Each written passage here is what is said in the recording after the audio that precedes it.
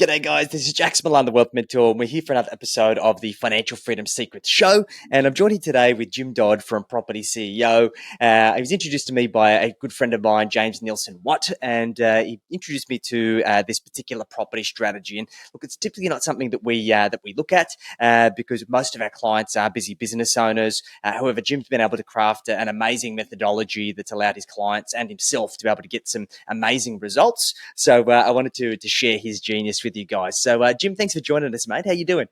I'm doing fantastic. Thank you, Jackson. It's a pleasure to be here and really looking forward to digging into it and sharing some of our strategies, and hopefully your audience come away with something that they learn or something that they can implement going forward.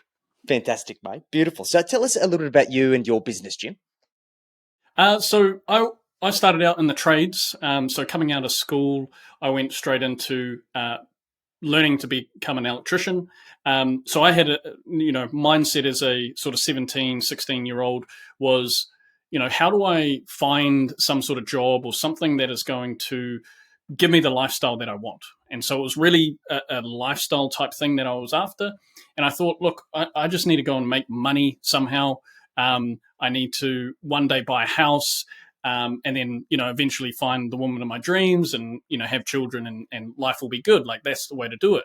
And so I went down the pathway of the electrician, qualified pretty high up in terms of, like, within New Zealand, at least, qualified as the top electrician or the top apprentice, getting the top marks in electrical engineering theory. And so at this stage, I thought, oh, well, I'm pretty good at this thing, right? Maybe I should keep climbing the ladder, as it were. And so throughout this journey, I thought, this seems to be getting harder the further I go. And by harder, I mean like more time input, more responsibility, and probably more stress. And so as I started to climb the ladder, both literally and figuratively, and I got closer to, the top of the company, and I sort of got to a point where in my personal life, things weren't really going the way that I really wanted things. Professionally, things were really, skyrocketing. And so it was very clear that was where my focus was. So it wasn't until I got to probably management role and I saw that the next rung on the ladder was actually to own the company. And so I said to the boss at the time, I said, hey, now that I'm here, what's the next step for me? And he said, well, it's my position. And I said, fantastic. When does that happen? Right. And so he had a little chuckle about it and sort of looked me in the eye and just said, look, sonny boy, you're, and by this stage, I was 27 years old. Okay. And so he said, you've got at least 10 to 20 years before you get ready to be, become the owner of the company. And so it was in that moment that instantly I felt almost like I had been sold a lie. Okay, because when I reflected back on my personal life, I realized I wasn't where I wanted to be. Okay, by this stage, throughout the journey, I had had my first child, I had my second child, and then, in fact, my partner or my girlfriend at the time left us. And so she decided to leave to move to Australia, and so it was literally me and my boys. And so I had a choice then to decide, do I just keep hustling? Do I keep, trying to figure this thing out? Or do I go on the dole and, try and focus on raising my kids? And so I chose the former. I was thinking, look, I've just got to figure this thing out. I've got to work out how to be successful. And so when my boss told me that I'm, going to be stuck in this position for at least another 10 to 20 years, it was quite a heartbreaking moment for me. Because one, I was single at this point. I was a solo dad. I actually hardly saw my boys because I'd drop them off at daycare every morning, get home, do the bath routine, the dinner, the bed, and then back up doing it again. And so it was almost in an instant that I decided that, the ladder that I was climbing was actually against the wrong building. And so it was then that I decided to quit. And I didn't know what I was going to do, had no clue whatsoever, but I knew what I was doing wasn't working. And so at that point, I had already bought my first home, my own home. And, I had no interest in real estate at that point. I wasn't like, I'm going to become some real estate guy or anything like that. It was just get the family home, raise the family, life is good. So I decided to do a full reset, quit my job, sell the house. And then in my mind, I was like, I'm going to move to Australia. I'm going to redo this whole thing. I'm going to learn from, that journey. But when I did that, when I sold the house, I had made a good, couple of $100,000 for doing virtually nothing. And I thought, maybe I should be figuring that thing out, because that was a lot easier than the past 7 years, or at least the past 4 years as a solo dad, of hustling, right? And so that was sort of where the seed got planted in terms of real estate. And so from that point, what actually happened then is, within 2 weeks of doing this full reset and this epiphany and changing my life, my now wife came into the picture. All right, so complete serendipitous moment where she just came out of almost nowhere, and decided, I'm not going to move country, I'm not going to move city, I'm going to focus on real estate and figure this out. And so it was from that moment on where I said to her, I just said, look, I don't know what I'm going to do here. I'm starting from scratch in terms of my knowledge around real estate, but I've got at least 3 to 4 years worth of capital where I can figure this thing out. I've got enough to cover the expenses for at least 3 to 4 years. Surely I can figure that out. And so straight away we bought a house together. And because I had the trade skills, I had access to other tradies as well, decided, look, let's just find something that needs a little bit of work. We'll do some renovations and then we'll refinance it. And by this stage, I still didn't really know what I was doing. I just knew, if we can add value to it, maybe we can get it refinanced and buy another one. And so sure enough, that's what we did. I then picked up the book, Rich Dad, Poor Dad. That shifted my mindset fully, right? So I'd already experienced it to a degree, but then I read the book and it fully clicked in, everything clicked into place, where I was like, I've been trading time for money this whole time. I haven't been focusing on assets. I haven't been working out, how can I actually leverage different things like time, money, and knowledge. And so that sort of all sunk in, put in the effort of renovating these houses, getting the refinance, and then we hit the next hurdle. The next hurdle was the bank stopped lending, all right? Because one, serviceability wasn't there. We had maxed out on serviceability. Two, we had ran out of enough equity. Plus in New Zealand, they started changing LVR rules and different things started coming into play. And so what was told to me was, go back to a day job, right? That's what you got to do. That's the solution. And I was like, I remember what the day job was like. I don't want to go back there, right? And so it was then that I had this choice again to decide to go back or to figure it out. And so what came up for me is I thought, well, there's plenty of people out there that actually love what they do, right? And there's plenty of people out there that are making plenty of money and they're happy to just keep focusing on that. So I went and talked to some of those people, and some were in my sphere of influence or people around me, people that I knew. And I talked to them about it. And I said, hey, look, I'm in a position where I can be adding value to properties. I can find the deals. I can negotiate them. I can do all of this stuff.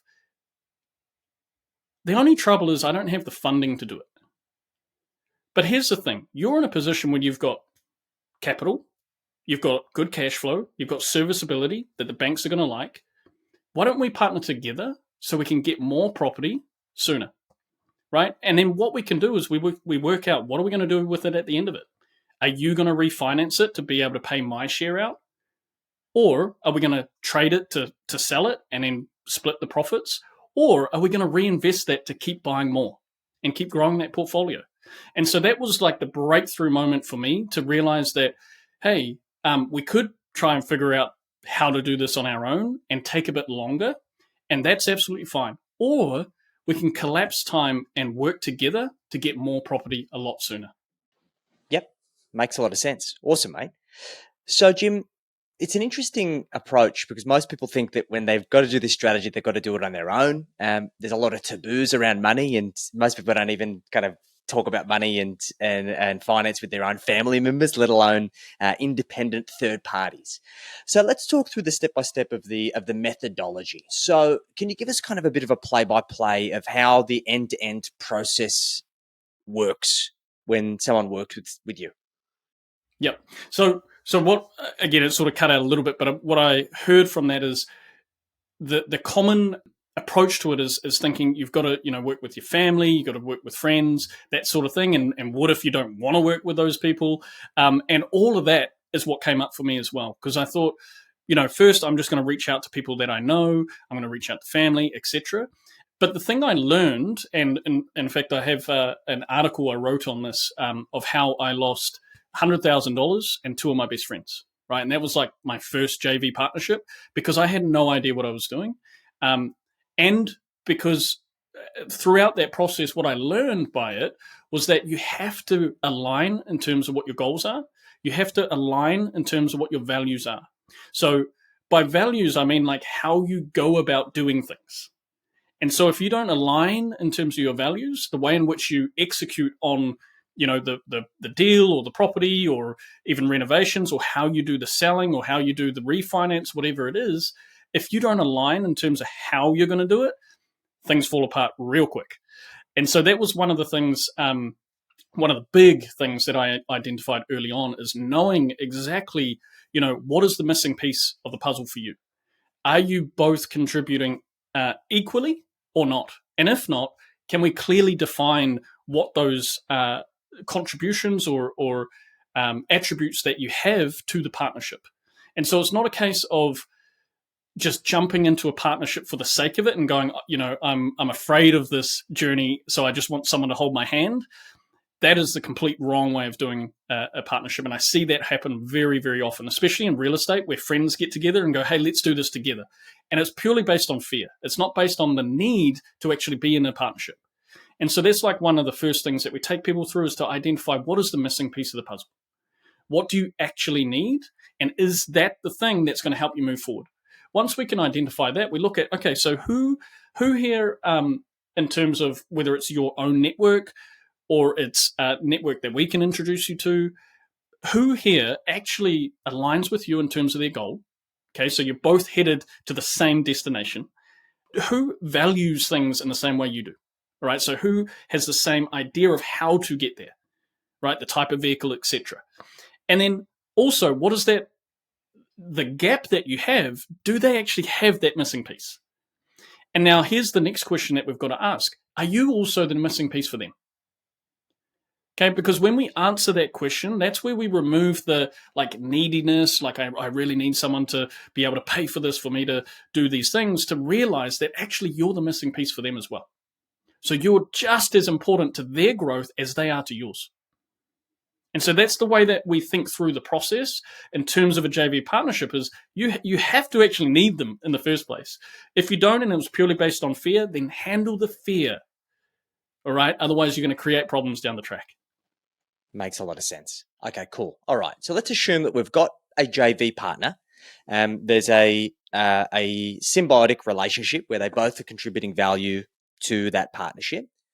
What happens next in terms of the deal flow, the deal structure, Jim? So we break it down into three key categories. So first one is time, money, and knowledge. And so both of the partners, or even if you've got three partners, you'll all have some level of knowledge. And so the real split is between the time and the money in most cases. Okay.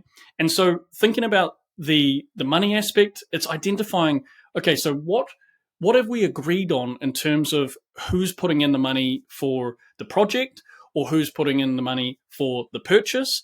And are you splitting that? Or is the money partner actually funding the whole thing? Because that can work as well. It really just depends on what the gap is for the individual.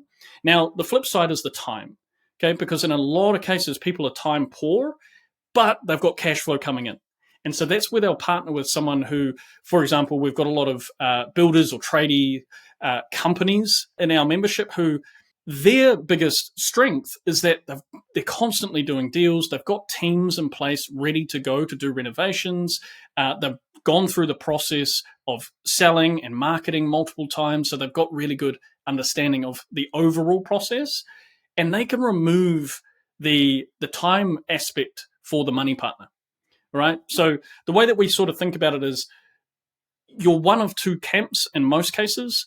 You're either you've got good cash flow, but not a lot of time, or you've got the time and the team and the knowledge and understanding of the process and systems in place. But you don't have access to funding, and in most cases it's because you're self-employed and banks don't like to lend against that. unless they've got really good financials and set things up over a good period of time. And so we look at how do we strengthen both of these, but instead of trying to do it on your own to get to that point to then participate, it's partnering with someone who's already at that level, so you can both work together to strengthen the side that you're weakest in.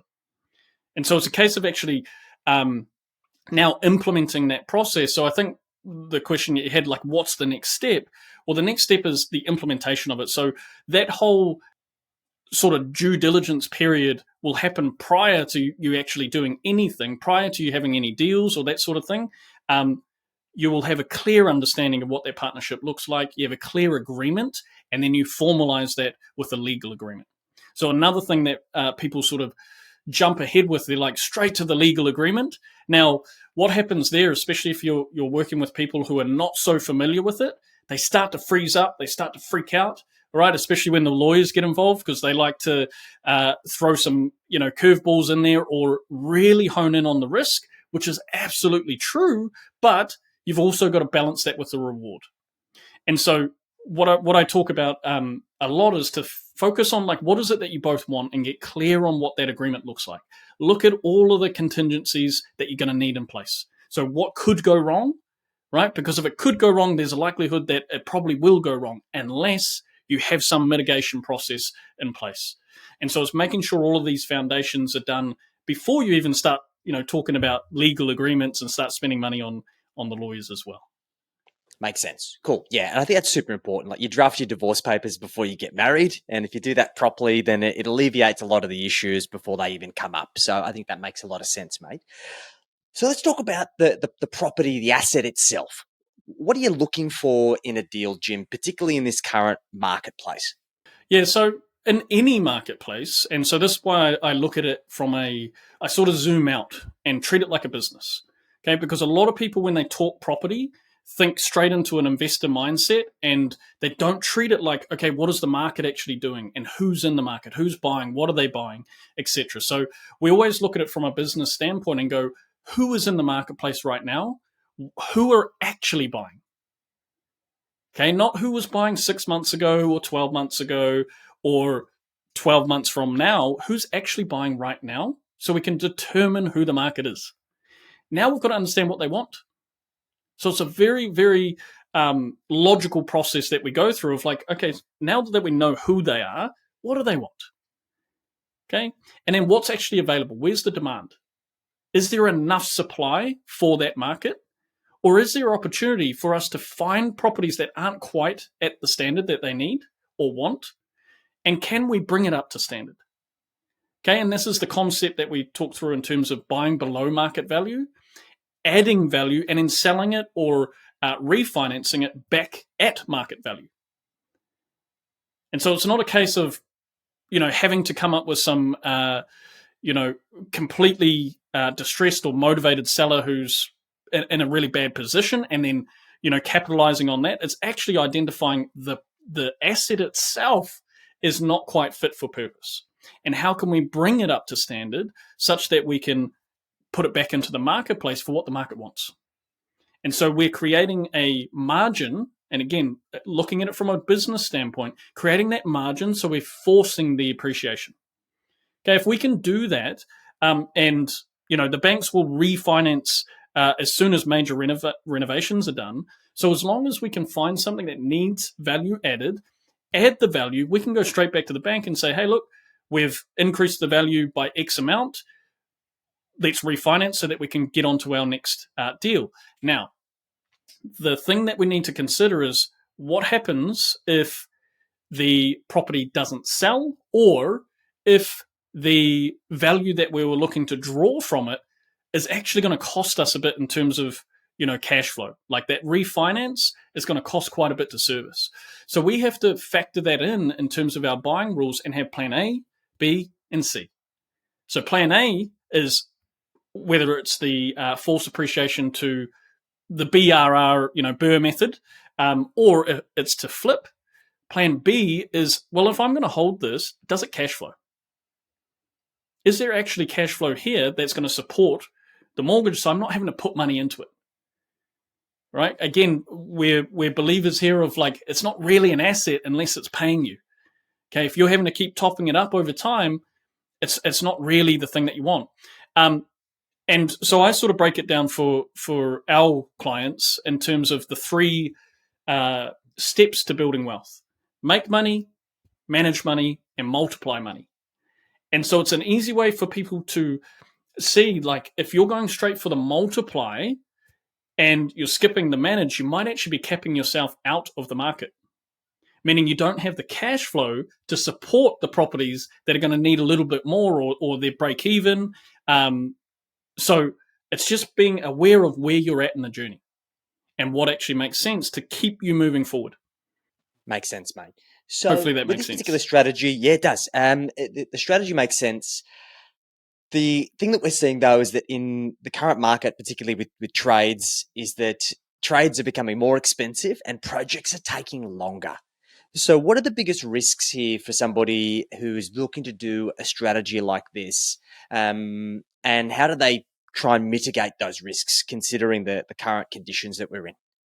What I'm hearing is around, if there's project overrun, if there's lead times, especially over the last couple of years with supply chain issues, how do we mitigate or how do we manage those risks as well? And that really comes down to the buy process and the planning process right at the beginning. So again, we don't make these purchases unless we factor in these things in the beginning. And what we're also looking at, because we need to factor in what is the time frame on the actual value add, and how does that make sense in relative terms to something that might be able to be done quicker. Okay, so as an example, you might have a property that may have like a $200,000 profit in it, but it might take you 2 years to actually do a subdivision, to do some of the aspects to it, where you might be able to do, say, $100,000 with a 3-month flip, right? Or a 3-month just renovate and then refinance situation. So it's really factoring that in right at the beginning. What is, and this is just part of your due diligence period with doing the deals, is what is it that we actually want to do with this property? Again, going back to the market and saying, what do they want? What's the current state, and what would we have to do to get it into that position so that it's ready to go back to market? And how do we make sure that that's done in a short period of time? And ideally, what we're looking for is anywhere between 6, 8, maybe 12 weeks in terms of renovations, right? There's another reason why we want to have that as well, is to mitigate any market fluctuation risk. Okay, because if you can ensure that your purchase price, or sorry, your margin on your purchase is, say, 20%, and that's what we aim for, is 20% minimum, and the market drops within that 3-month period by, say, 6%, and this is, by the way, one of the biggest drops that we saw in New Zealand, and one of Wellington had a 6% drop over a 3-month period. Massive drop. Okay, but with the strategy in place and the margins in place, you still have a 14% profit on that particular deal. And so again, it's focusing on what do you need to have happen at the beginning to mitigate all these other risks that might happen. Now, the beauty of all of this, of course, is in an up market, the appreciation that you get and the speed in which things happen is the bonus on top. Okay, so you're not relying on that to happen for your success. You're not relying on the market to do a certain thing for your success. You're basing it on business fundamentals to go, actually, we know what the market is doing. We're not relying on what the news is telling me or what I'm seeing on social media. We're on the coalface and we see what's happening and we know what the market wants. Makes a lot of sense, mate. Yeah, cool. So just having those safety nets in place, I think that's the most important part.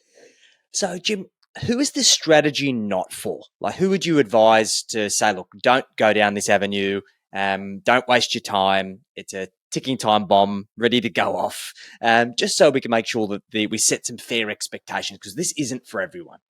I think it's probably not for people who are completely out of real estate, all right? Because there's a lot of common beliefs or perceptions that can hold people back. And if you make a decision based on fear, it's generally the wrong decision. And so it's it's probably best suited for people who already know they want to be in real estate and they already are to some degree, meaning they might already have a investment property and at some point they've, maybe had to do some renovations or something. And so they understand the process, but they're still lacking the time to actually do it. On the flip side, it's people who are actually doing it regularly that can participate on a higher level and just get, our thing is around just getting more property sooner, because ultimately there is a freedom figure that you're after. And so if you can collapse that time by being able to pay down your portfolio quicker by, trading some properties, or build your portfolio quicker by forcing appreciation, recycling your deposits and going again. So I guess to answer the question, it's not for the faint of heart. Yes, of course. And look, it's one of those things. There's no such thing as getting rich quick, or this is all strategies have pros and cons. And this is a strategy to manufacture wealth, right? And that comes at time, right? With time. And you need to be able to invest that time in order to get the benefits. So with that being said, how much time per week do you typically advocate your members and clients to invest into each deal on average? Yep. On average, we talk about anywhere like to learn and then start implementing and to have the wheels turning. We talk about 5 to 10 hours a week to be able to allocate to this.